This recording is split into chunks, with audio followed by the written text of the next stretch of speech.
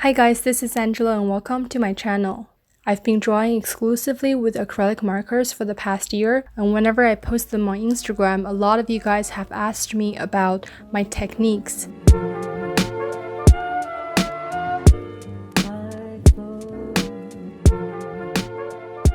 I couldn't really explain my exact techniques from the top of my head, so I decided to look through my own original art and try to figure out what exactly I did, what are the most common techniques that I used. So I picked out 5 techniques that I want to share with you guys today. So the first one that I want to share with you guys is using white and gray to blend your colors.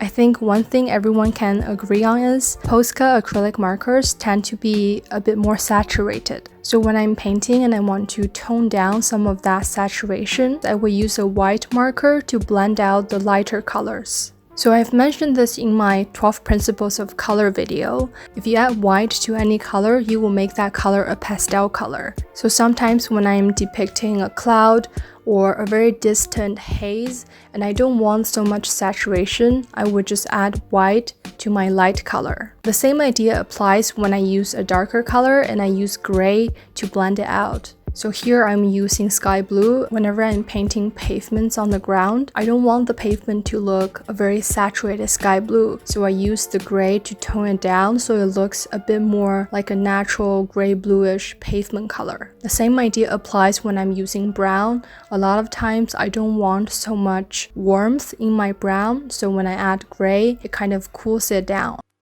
The second technique is very similar to what I just shared. Instead of trying to desaturate a color, I can create a new color with the markers that I already own. So this will be really helpful if you're just starting out with a set of 8 or 12 or you can't afford more markers. So for example, if I'm doing a green bush and I want bush behind it that's lighter in color, but I don't have that specific color, I would just use yellow to blend in the green and make it look lighter and more yellowy.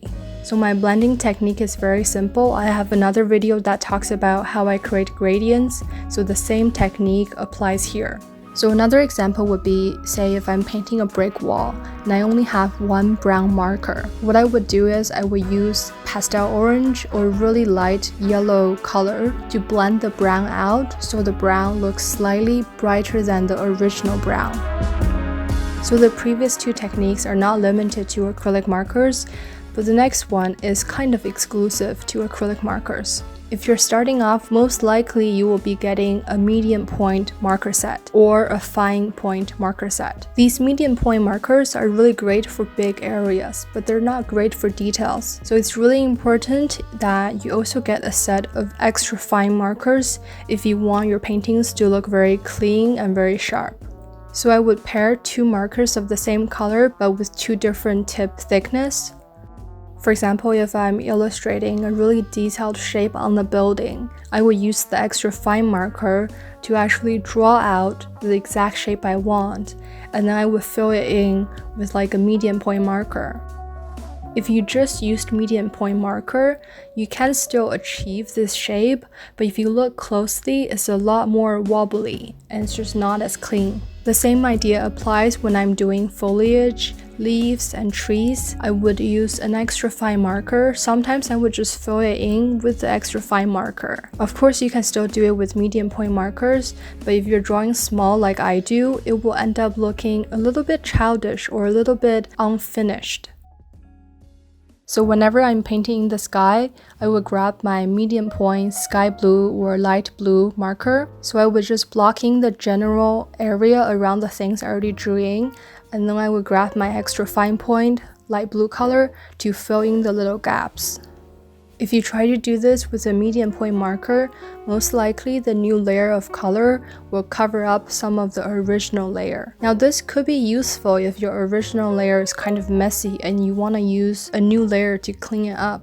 The next technique that I want to share is creating bounce light using acrylic markers. So bounce light is light that bounced off a reflective surface, and usually this light shows up more in the shadow area. And very frequently you will see it in the shadow parts of like a Victorian style window. And I love drawing architecture, so I would use a lot of these bounce light to make my painting look more interesting. Here I'm just doing a little demo of drawing a Victorian style window, and you will see me adding bounce light by adding a warmer and lighter color into the shadow color.